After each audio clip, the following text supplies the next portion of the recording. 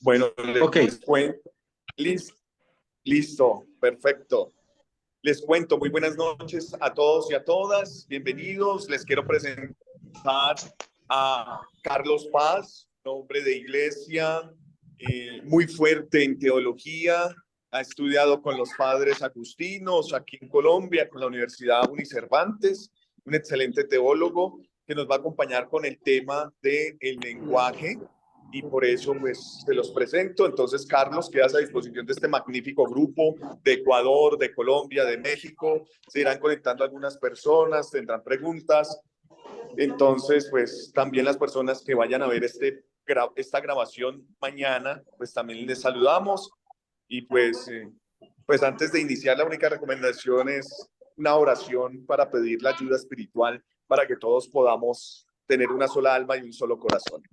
Muchísimas gracias, Carlos. Bienvenido. ok, listo, José, muy amable, gracias. Bueno, entonces nos ponemos en la presencia del Espíritu Santo, en el nombre del Padre, del Hijo, del Espíritu Santo. Amén. Amén. Espíritu Santo, dame agudeza para entender, capacidad para retener, método y facultad para aprender, sutileza para interpretar, gracia y eficacia para hablar. Dame acierto al empezar, dirección al progresar y perfección al acabar. Amén. Amén.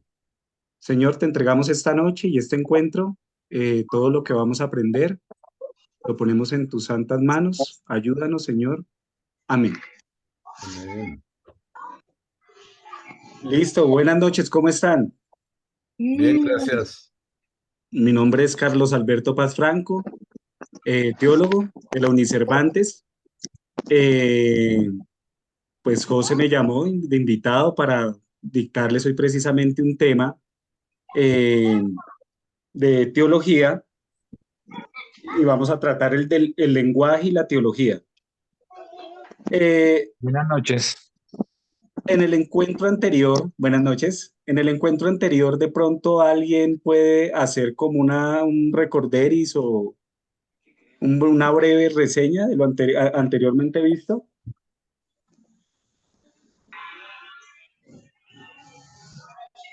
Algo cortico.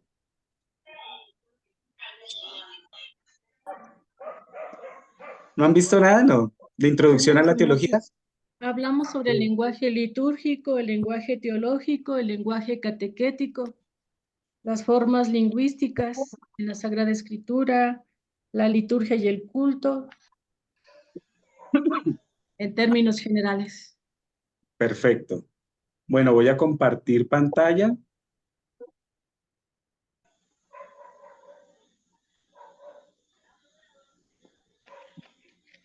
¿Ya están viendo mi pantalla? Sí. No. ¿No? Sí, señor. Sí, ya. Sí, se ve. Listo. Sí, Sí, sí, se está viendo. el lenguaje y la teología. Ok, perfecto.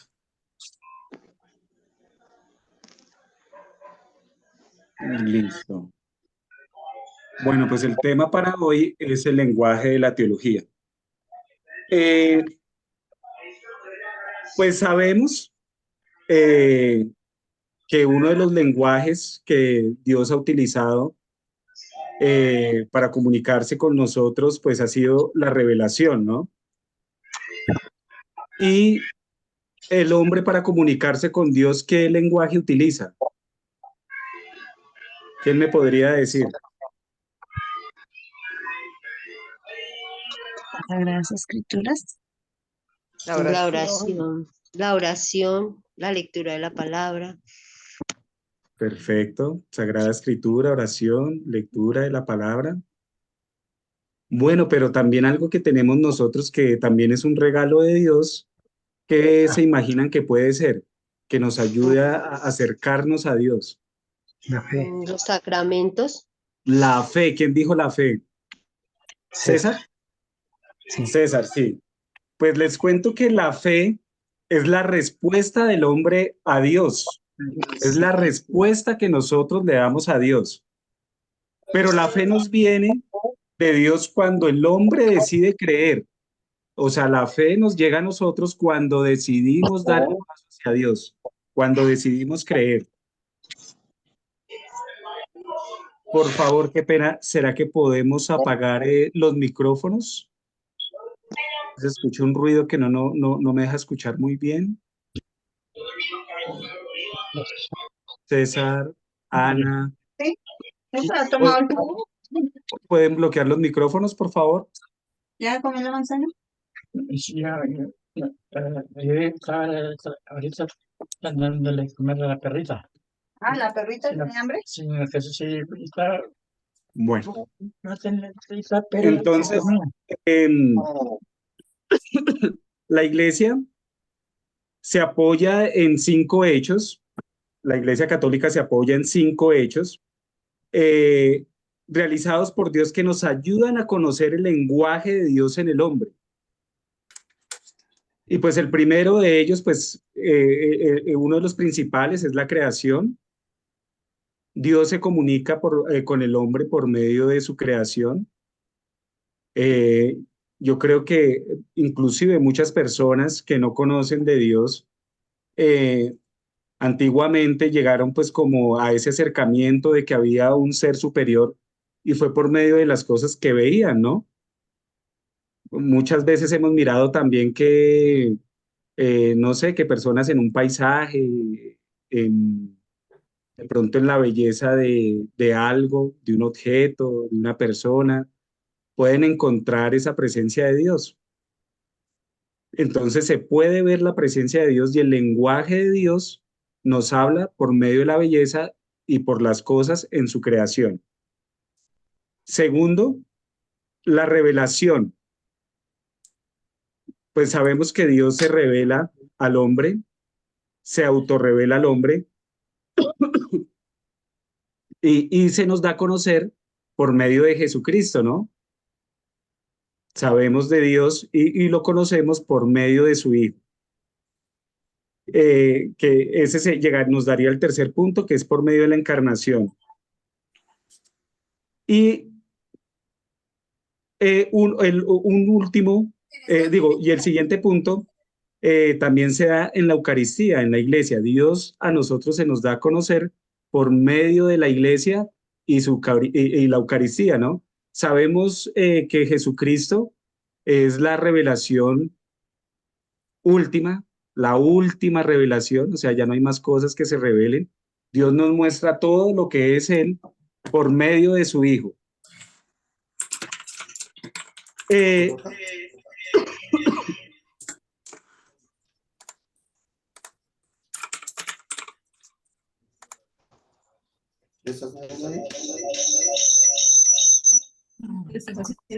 Qué pena, ¿podemos apagar los micrófonos?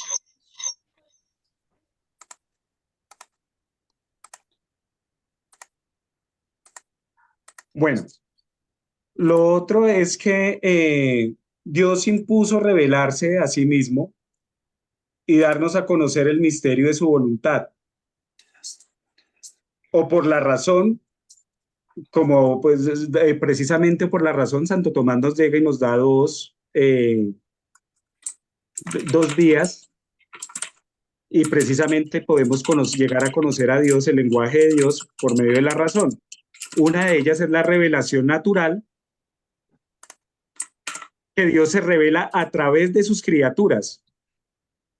Y ya lo hemos dicho, que también esto es muy parecido a la creación, por medio de sus criaturas, Él llega y se nos puede revelar por medio de las cosas, ¿no? Podemos contemplar la belleza de Dios y la otra por la revelación natural. O sea, la primera, revelación natural, y la segunda sería revelación sobrenatural, que es por la conciencia del hombre que lleva a no pecar. Por ejemplo, nosotros podemos conocer a Dios y también Dios se nos puede revelar en un lenguaje. Hay personas que no conocen de Dios, pero llegan y de pronto su conciencia no los lleva a cometer actos malos o a comportarse bien simplemente porque creen que hay un ser superior. O sea, no es necesariamente el cristiano, nosotros a veces pensamos, pero que nosotros como cristianos pues ya sabemos que hacer el mal nos lleva a que de pronto nos condenemos y perdamos nuestra alma. Pero hay personas que solamente por medio de la razón, decía Santo Tomás, que es la revelación sobrenatural, puede que tengan como ese sentimiento de no hacer el mal.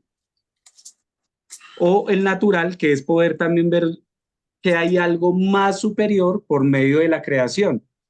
Entonces una persona, con lo que habíamos dicho, ve un paisaje, ve de pronto una persona que ve a sus hijos crecer, de pronto dice, no, pues esto viene de algo más allá, ¿no? Y por estas dos vías se puede llegar al hombre a conocer plenamente, pues puede llegar a conocer a Dios, pero no conocerlo plenamente, que es algo que tenemos nosotros los cristianos. Nosotros los cristianos sí podemos conocer a Dios plenamente porque ya se nos dio toda revelación por medio de Jesucristo y por medio de la iglesia, ¿no? Todo se nos ha dado por medio de la escritura, todo ya se nos reveló y el culmen de todo esto es Jesucristo. Entonces, hay personas que pueden llegar por medio de la revelación natural o sobrenatural, acercarse un poquito a esa revelación divina, pero no del todo, no completa, ¿no? Que haría falta algo ahí, que sería Jesucristo. Eh, Dios, para quererse comunicar con el hombre, se hace pequeño. Y sabemos que Dios, no sé, ¿alguien tiene de pronto la Biblia a la mano que me pueda ayudar? ¿Alguien que pueda buscar el Salmo 8?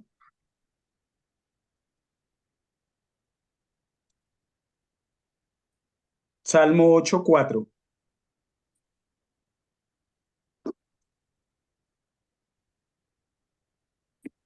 Ya lo tengo. ¿Lo puedes decir? Versículo 4. Versículo 4. Ujú.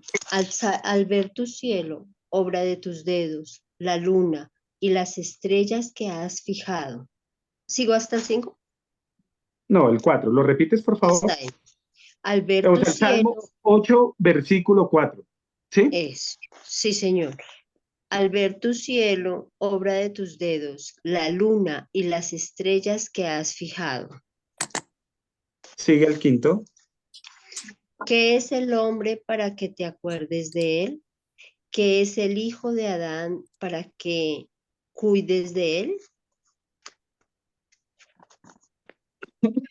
Acá podemos ver que en el Salmo 8, Dios se hace pequeño. Acá mismo llega y dice el salmista, ¿qué has hecho pues para que te fijes en el hombre, no?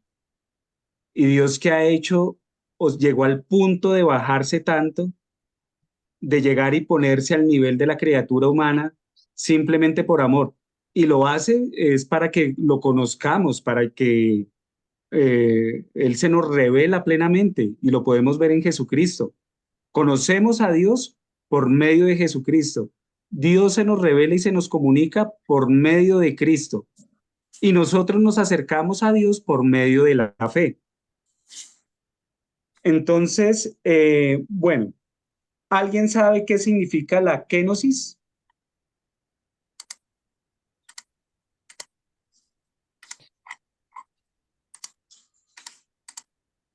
¿No? Pues No, la yo kénosis, señor. no sabemos, no sé yo. Listo, pues la kénosis precisamente hace referencia a este punto que les estaba hablando, que dice en el Salmo 8, o sea, Dios se despoja de todo su poder para poder acercarse al hombre. La kénosis es el despojamiento, el vaciamiento que tiene Dios para poder acercarse al hombre, para poder comunicarse con nosotros, que es algo pues muy importante en el tema del lenguaje, ¿no? Pues para que tengan ahí.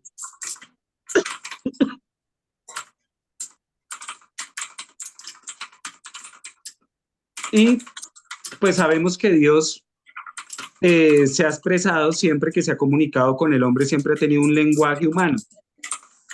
Dios siempre, desde que intentó, que pues miramos en el Antiguo Testamento, de Adán con Eva, siempre se ha comunicado con lenguaje humano. Cuando se le apareció a Abraham, cuando le habló a Noé, siempre Dios se ha comunicado con el hombre con un lenguaje humano, netamente humano. Y pues esto sería una paradoja, ¿no? A ver, este es el significado de paradoja, de que Dios, siendo un Dios, se abaja y hace que el hombre lo entienda con su propio lenguaje. Dios se automanifiesta.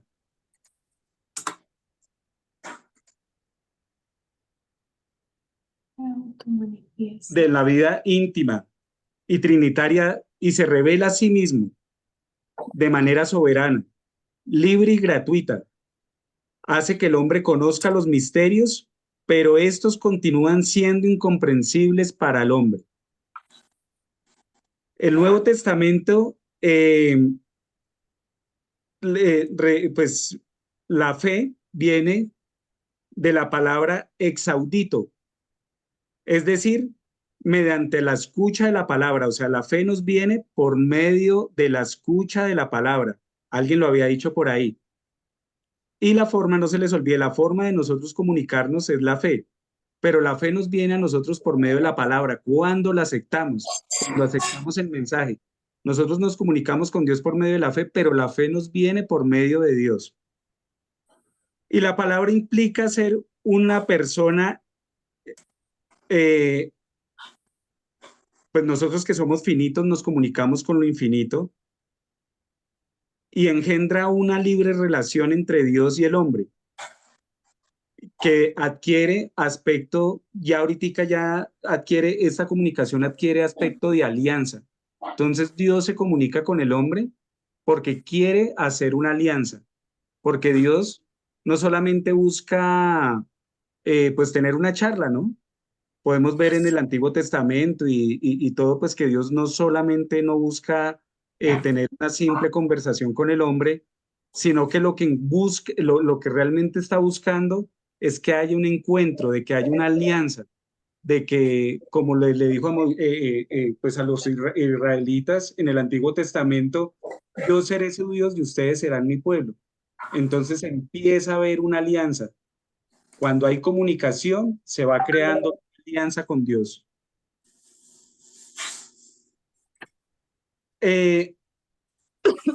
Uno de los aspectos de la revelación es que la revelación es histórica.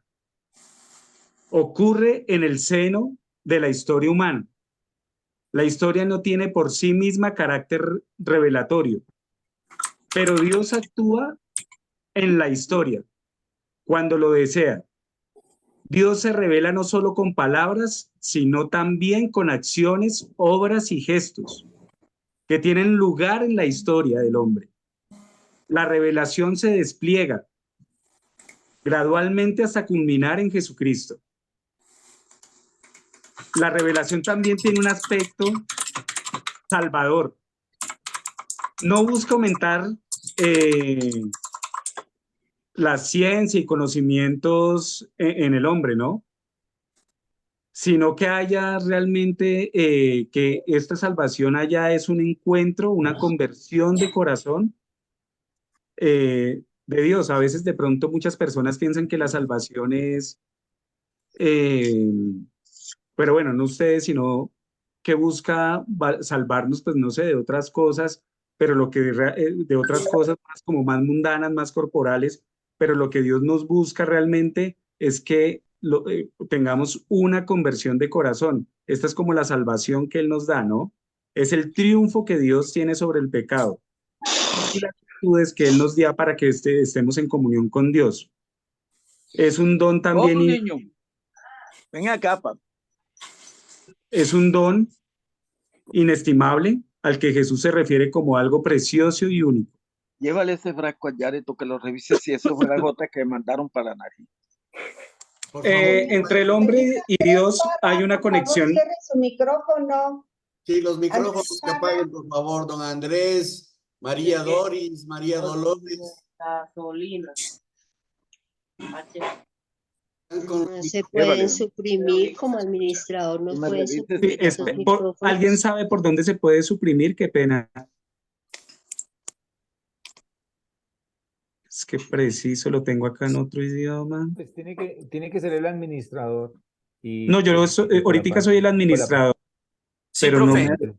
Sí, profesor Carlos, tú vas a la foto de la persona, de la persona, ¿cierto? Ah, ok, ya, Y en ya la parte mire. superior derecha 3 punticos y dice silenciar micrófono y listo. Ok. Todos ya quedaron silenciados. Qué pena. Bueno. Y ahora sí vamos a una parte ya importante entrando en el lenguaje, pues quería hacer ahí como una pequeña, aunque fue como un poco enredada ahí con todo el ruido, introducción. Entonces vamos ya a entrar en materia del lenguaje y la teología, que esto es el punto que vamos a tratar pues el día de hoy. Me habían dicho que habían tocado el lenguaje bíblico, ¿cierto? ¿Alguien de pronto puede abrir su micrófono y me dice de lo que vieron la semana pasada?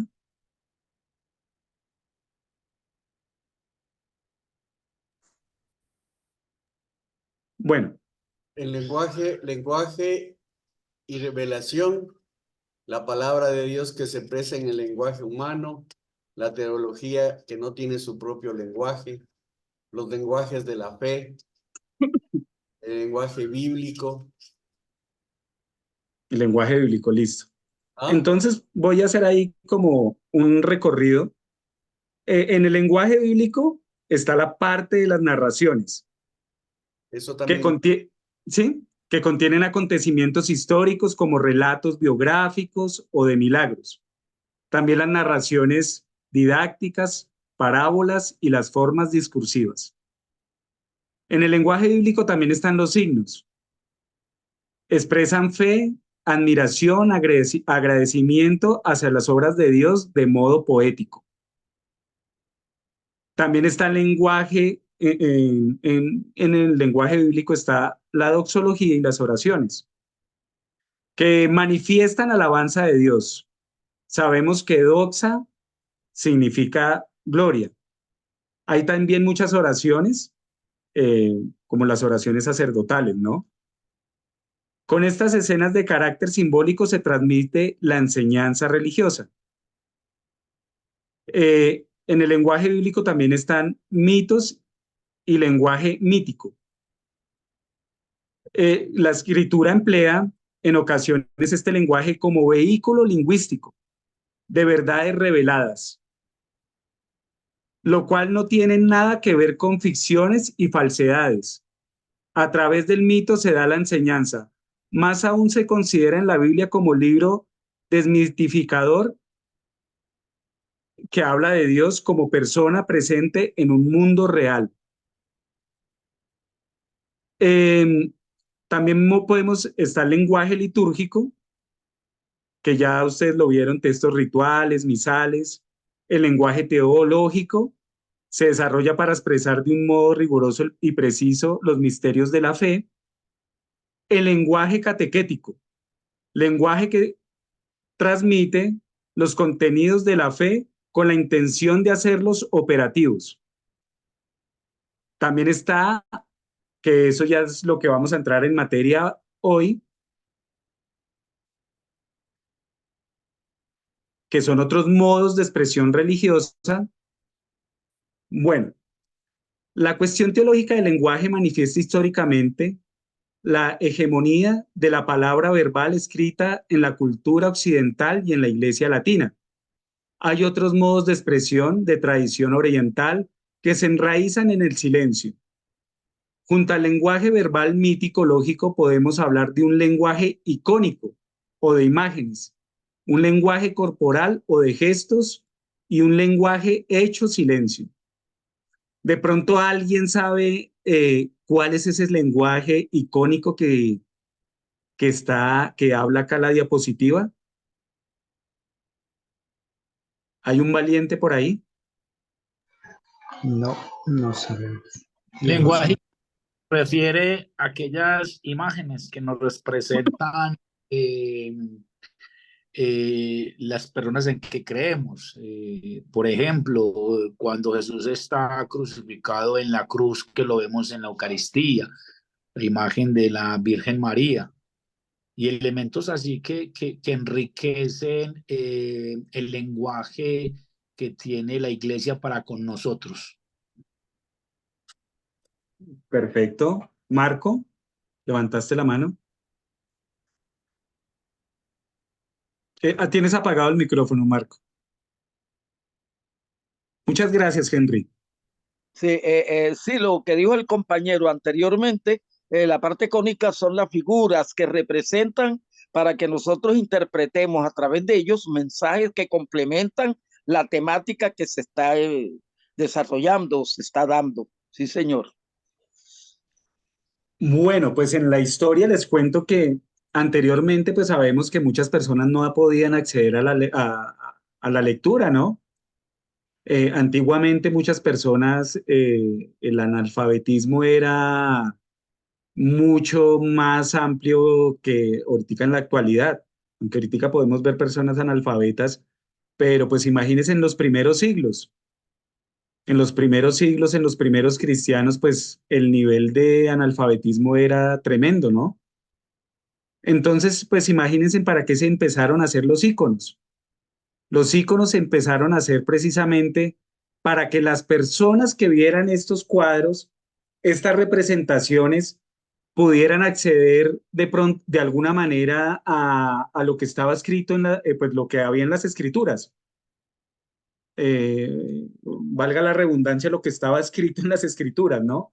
Entonces, ahí los íconos hacen un papel muy importante para los cristianos y para la iglesia, porque los íconos catequizaban, daban a conocer a Cristo.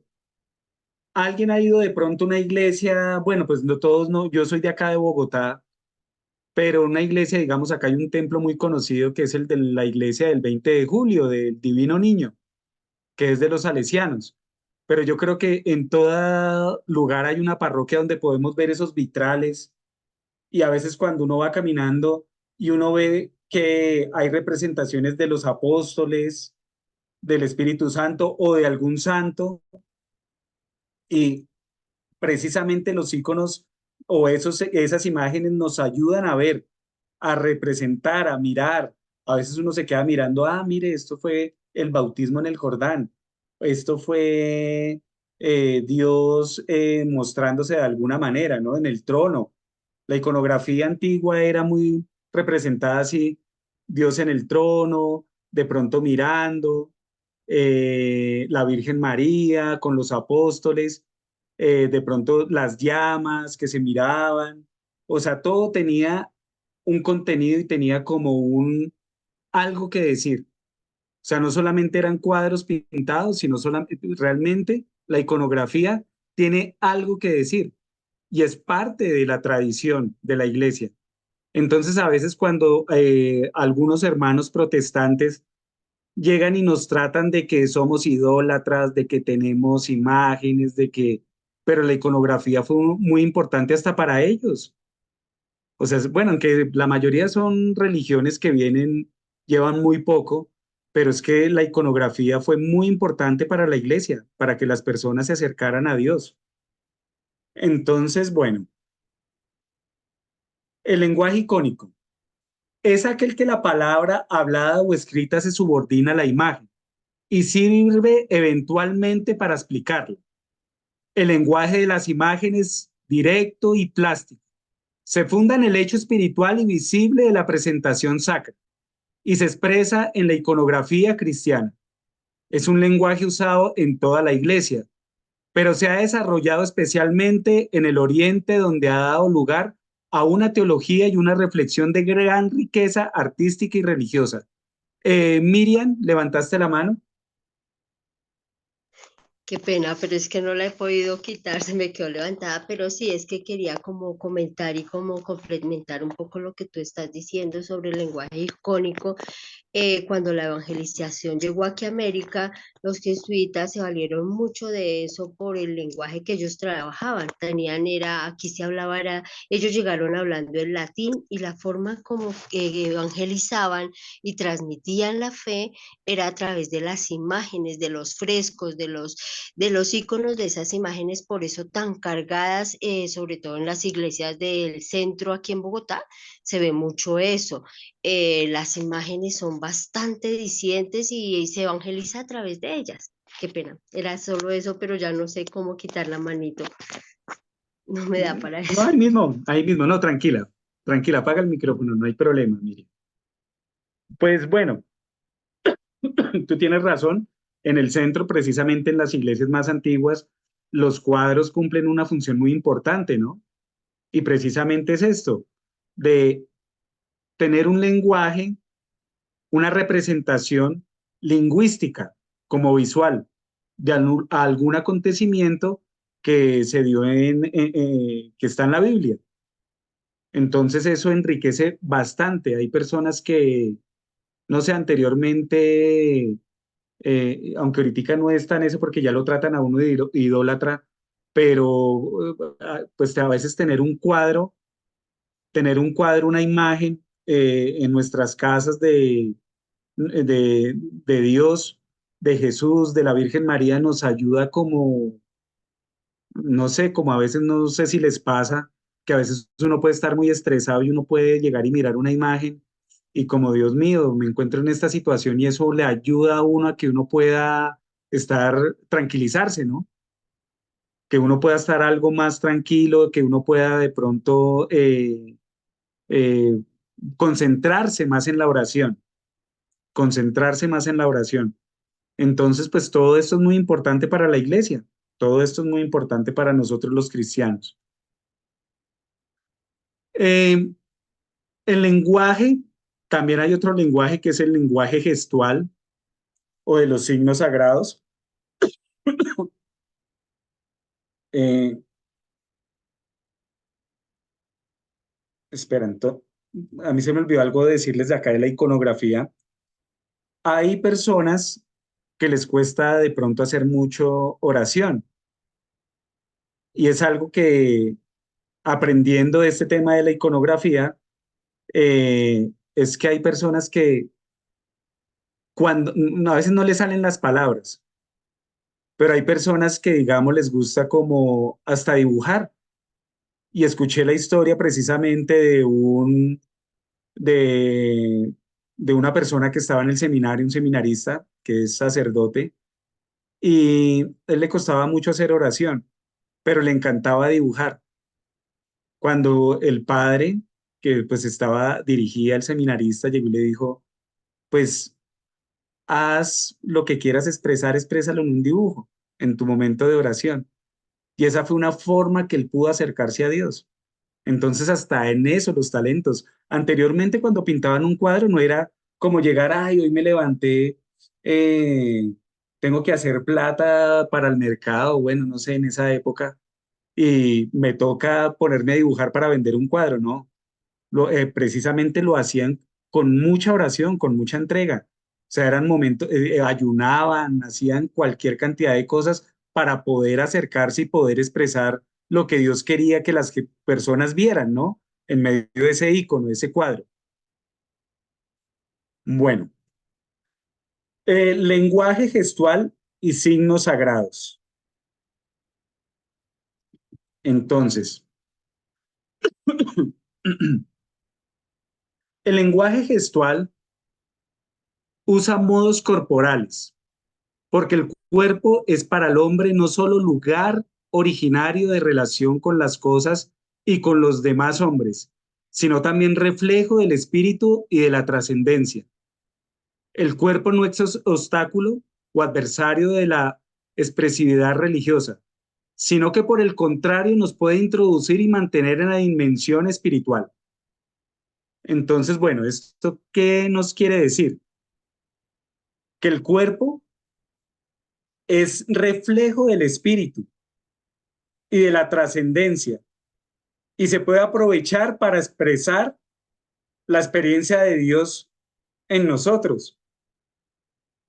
¿Quién cuando va a la Eucaristía los domingos o no sé, ahorita que ya estamos tan cerca, la Semana Santa y cuando estamos en la vigilia pascual y se han visto cuál es la canción la primera que se entona?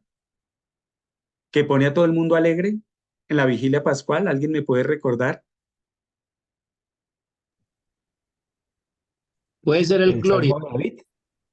Será el Gloria. El Gloria, o sea, es que el Gloria. Pero también hay una, yo no sé, estaba pensando, también cuando están haciendo las lecturas y pasa uno precisamente por el Éxodo, Las de los caballos del faraón. y cuando los caballos del Los, faraón, Ajá, porque los precisamente, terminamos el israelitas. salmo y el salmo entonces, se une con la pregón lectura. pascual, se une todo, Sí, un salmo. Ajá. Sí, porque es lectura, salmo, sí. eso es como, pero entonces, en el medio, pregón pascual, cuando el pregón, precisamente cuando el pregón, cuando todo esto se une en la vigilia, cuando sale el Gloria, cuando sale esta canción del Éxodo, cuando, cuando sale el pregón pascual, ¿no nos da alegría? Y lo expresamos no solamente, es que ni siquiera lo expresamos espiritualmente, sino que aplaudimos, levantamos nuestras manos, inclusive los domingos cuando vamos a Eucaristía. Nosotros tenemos muchas formas de expresarnos. Y este es uno, pues el lenguaje gestual. Sabemos que Dios nos comunicamos también con palabras. Habíamos dicho que anteriormente podíamos en la iconografía, pues bueno, por medio de las imágenes, pero ahorita también podemos expresarnos, no sé, y las mujeres yo creo que tienen una expresión más, la expresión precisamente gestual se le da más a ellas, ¿no? Acá, ¿quién de las personas que estamos casadas y cuando uno le pregunta a la esposa, mi amor, ¿estás brava? No, no estoy brava, pero uno sabe que está brava, ¿por qué? Por el lenguaje gestual, ¿cierto? Nosotros nos damos cuenta que la mujer está brava, ¿no? Tú sí tienes algo, ¿cierto? Es precisamente porque podemos mirar más allá. El lenguaje gestual llega y expresa muchas cosas. Y también el lenguaje gestual, Dios lo puede ver en nosotros. Ustedes no se imaginan, a veces uno a Dios no tiene que decirle, porque a veces uno puede ir orando mentalmente, o a veces uno tiene como una preocupación, pero hasta Dios llega y puede leer todo eso. Y también cuando tenemos alegría, nosotros también lo expresamos. O sea, nosotros podemos hacer oración, todo lo que tenemos nosotros, el lenguaje de nosotros. O sea, Dios nos dio tantas capacidades que nosotros, no sé, es cuando comulgamos, yo me doy cuenta. Hay veces personas que se arrodillan, hay personas que se quedan sentadas, pero hay personas que cierran los ojos y se quedan disfrutando la presencia de Dios en el momento después de comulgar. ¿Sí se han fijado en eso? Entonces ese es un lenguaje gestual y no tenemos que decirle nada a Dios, sino, Dios mío, pues me deleito, acá estoy disfrutando de ti. Entonces, el lenguaje gestual nos lleva a que nuestro espíritu pues trascienda, ¿no? Y también el lenguaje gestual es una expresividad religiosa que va mucho más allá de las palabras. Entonces, vamos a pasar a otro. Bueno. El lenguaje gestual se halla presente en la Sagrada Escritura e incorporado especialmente a la oración, tanto personal como comunitaria. Gestos como la genuflexión, las manos extendidas llorantes, las miradas, las inclinaciones, la cabeza, los golpes de pecho, los signos de la cruz, la postración, encierran una expresividad que difícilmente puede igualar las palabras. Son gestos que sugieren el carácter sobrecogedor e inefable del misterio santo y manifiesta además el mundo interior del creyente, lo que ya habíamos dicho. Uno a veces con un gesto expresa muchísimas cosas. Y acá como los que estamos casados, pues sabemos que cuando se acuerden del lenguaje gestual es porque ya uno lo reconoce, entonces imagínense con Dios uno también, uno cuando va a misa, uno también expresa lo que va sintiendo, ¿no? Como usted a veces dice, ay, voy de afán, voy pensando en otra cosa, y uno puede definir eso en las personas. Hay personas que, yo ahorita decía que uno montar un salón de belleza un manicurista de pronto antes de que entre a la parroquia, que esté ahí afuera, para que revise porque yo veo que a todo el mundo es mirándose las uñas o mirando de pronto el techo y no están concentrados, sino mirando de pronto qué van a cocinar, qué van a hacer. Entonces el lenguaje gestual pues manifiesta todo, ¿no? Bueno, hay otro, eh, que es de los modos de expresión religiosa, es el silencio. El silencio es vía que permite entrar en el misterio y situarse con respeto ante él.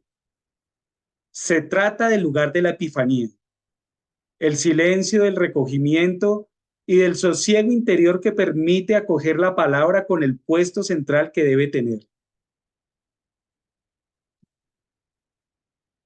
La percepción religiosa del misterio divino y la conciencia de su carácter inefable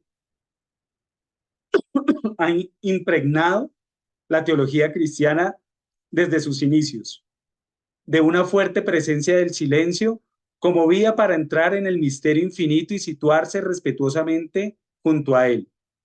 También el silencio es un lenguaje de la fe.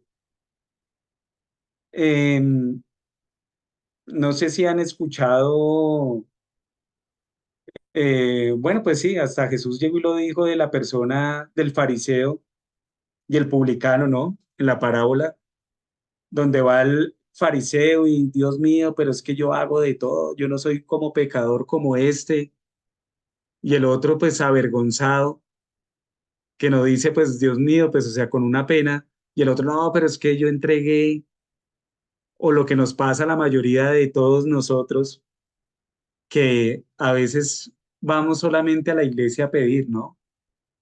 O sea, vamos con tantas intenciones que cuando finaliza, esperamos solamente la bendición final para asegurar de que Dios me va a bendecir esa semana y todo lo que le pedí me lo va a conceder.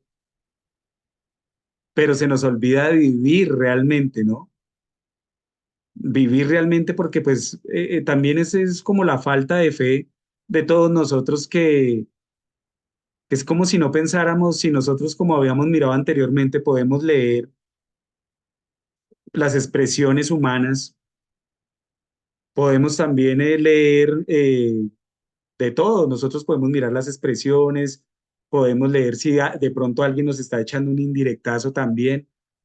Y mucho más Dios pues se va a dar cuenta también de las necesidades que nosotros tenemos. Dios nos conoce tan perfectamente y a nosotros se nos olvida eso, de no pedir nada, sino solamente ir y estar en silencio, ¿no? Y para esto pues la invitación más importante también es ir al Santísimo. Si de pronto ustedes tienen cerca una parroquia o los jueves, que mañana es jueves eucarístico, y a veces uno va a pedir, y no lo digo porque a mí me ha pasado, pero es muy pocas veces las que uno guarda como el silencio, ¿no? Son muy pocas veces que uno pues realmente intenta recogerse y dejar y escuchar a Dios. San Pablo ha escuchado palabras arcanas que no es lícito al hombre pronunciar. Segunda de Corintios 12:4.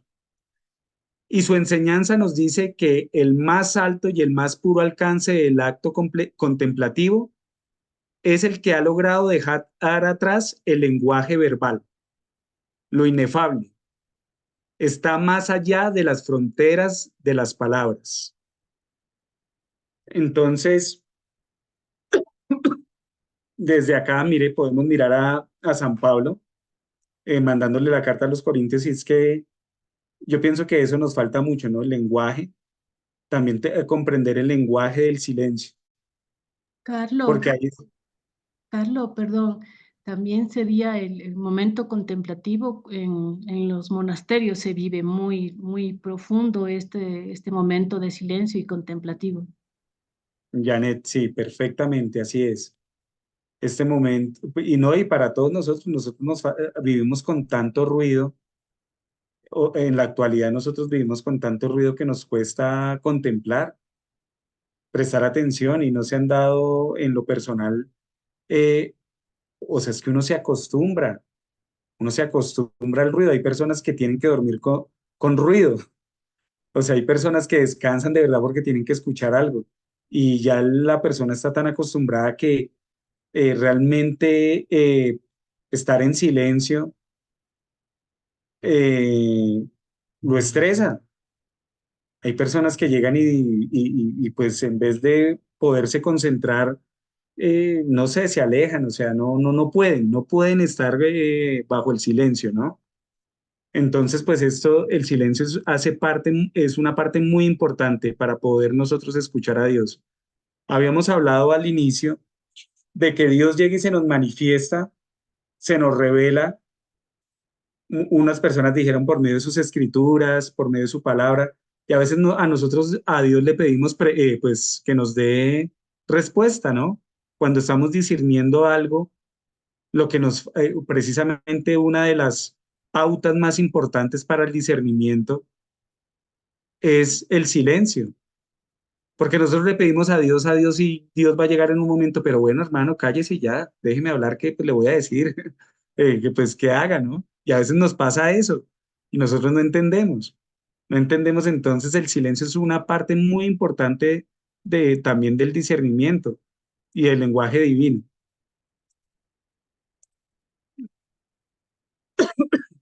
El silencio se haya incorporado a la liturgia como parte esencial de la oración ante el misterio de Dios. La exhortación apostólica Verbum Domini del 2008, en su numeral 66 señala que redescubrir el puesto central de la palabra de Dios en la vida de la Iglesia quiere decir que también es redescubrir el sentido del recogimiento y del sosiego interior. Entonces, en la liturgia también tenemos parte de silencio, ¿no? Y podemos mirar que cuando vamos a la Eucaristía, tenemos el momento cuando... ¿Cuál es la parte de silencio? A ver, cuando vamos a la Eucaristía. La consagración. Exactamente. Cuando estamos en la consagración solamente estamos contemplando. Y resulta que muchas personas lo que hacen en el momento de la consagración es llegar y pedirle a Dios en ese momento, pero no, ese momento solamente es para contemplar, guardar silencio o para adorar también. Hay personas que pues decir Jesús o tienen como oraciones muy pequeñas, pero es realmente para llegar y contemplar. Perdón, Carlos, en este momento es justamente, ¿no?, que mucha gente dice Señor mío y Dios mío, y creo que litúrgicamente no se debe decir nada, ¿verdad? Nada, pues litúrgicamente es guardar silencio, ¿no? Pero pues no está mal, o sea, tampoco la iglesia lo prohíbe, ¿no? Aclaro eso, la iglesia no lo prohíbe, pero pues uno, digamos, son cosas que pues uno debería, digamos, como no guardar, no pedir nada, sino, o bueno, Dios mío, Señor mío, pues porque uno reconoce, ¿no? También ahí está exaltando, Dios, Señor mío y Dios mío, pero pues la vaina es uno exaltar y contemplar la presencia de Dios que se está dando en ese momento, la presencia de Jesús. Y eso no lo tenemos nosotros muy claro, sino que muchas personas lo que hacen es pedir. En ese momento, si ustedes se dan cuenta, no lo hago para que se distraigan, pero si van a una Eucaristía, ustedes pueden mirar y llegan y se ponen y los ve uno moviendo como los labios, pidiendo, o se escuchan ahí susurros de voces. Y eso es lo que falta, nos falta educación en ese sentido. Y nosotros somos los que debemos dar ejemplo cuando vayamos a la Eucaristía de estar, arrodillarnos y guardar silencio. Y pues solamente cuando el Padre le alza la mirada y con respeto otra vez, porque estamos contemplando, estamos ante el Rey. Bueno. Y pues nos dio como el tiempo, no sé si tengan preguntas, nos dio como el tiempo exacto. Esta reunión termina a las 8 en punto. No sé si de pronto quieran Estuvo hacer un buenísimo, aporte, muchas gracias. si quieren hacer un Estuvo muy aporte. bueno. Estuvo muy bueno, Carlos, muchas gracias. Muchas gracias. Si alguien de pronto quiere hacer un aporte, por acá estoy mirando a don Santiago Arcos, a Jimmy Loaiza, Jorge Alberto Bustamante. Sí, en la consagración, la verdad, uno tiene que quedarse en silencio. Es el decirle, Señor mío y Dios mío, puede ser internamente. Y en esos momentos es digamos, el momento para adorarle al Señor y decirle muchas cosas agradables a Él, a su oído. ¿Ya? No necesariamente decirlo en voz alta, sino es bendecirle y adorarle. Muy bien, don Santiago. ¿Alguien más quiere hacer de pronto algún comentario? ¿Un aporte, una pregunta? De pronto de pronto es que lo que tú dices sobre el silencio y el discernimiento, a veces de tanto hablar, no escuchamos lo que el Señor nos quiere decir en el fondo del corazón. El silencio ayuda mucho pues para que haya un diálogo debe haber una escucha y el otro habla. Y a veces solamente nos limitamos a hablar, pero el silencio es fundamental para escuchar lo que el Señor nos quiere decir. Muchas gracias. Muy bien, Miriam. Muchas gracias. Yo quiero aportar alguna cosita. Luz Correa. Me Señora parece Luz, sí, señora. que el lenguaje de la liturgia es un recurso maravilloso que tenemos los cristianos, los católicos. Cada uno de los gestos, de las actitudes, de todo lo que implica la liturgia nuestra, es una riqueza maravillosa que tenemos que explotar, enseñar y vivir. Ese es mi aporte. Señora Luz, muchas gracias. Así es.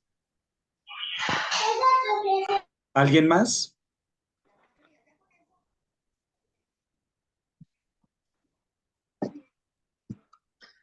Carlos Alberto. Sí. Hay una palabra que me llamó enormemente la atención que tú mencionaste y es la kenosis. Yo nunca la había escuchado y aquí consultando me encuentro un documento muy, muy bonito de un teólogo de la Universidad Pontificia Bolivariana sobre la kenosis, donación como atributo divino. Se da cuenta que está muy basado en la carta de Pablo a los Filipenses, Filipenses 2, 6 al 11. Y es como el Señor Jesús se niega a sí mismo de todo lo celestial que él tenía para hacerse hombre, hacerse igual a nosotros menos en el pecado, y cómo después Dios le retribuye ese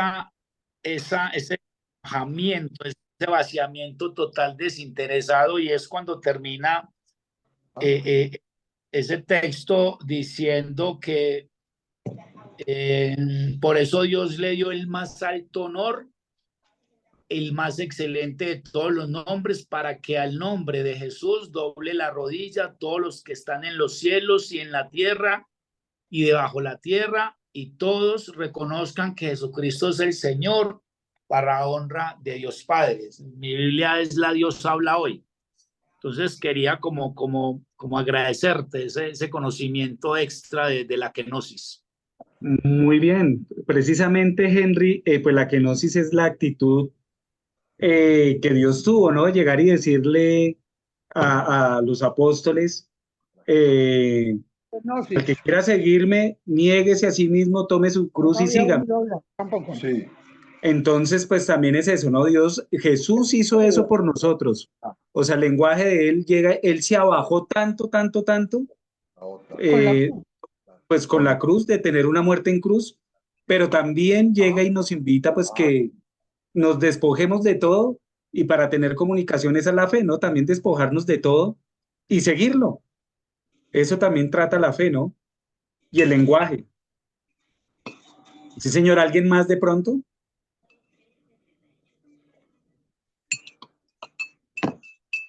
Bueno, pues, ¿no hay nadie más? ¿No? Bueno, pues no siendo nada más, les agradezco. Esto pues pasó muy rápido, ni me di cuenta qué horas pasó. Espero que hayan aprendido mucho de pues el lenguaje y pues la teología, ¿no?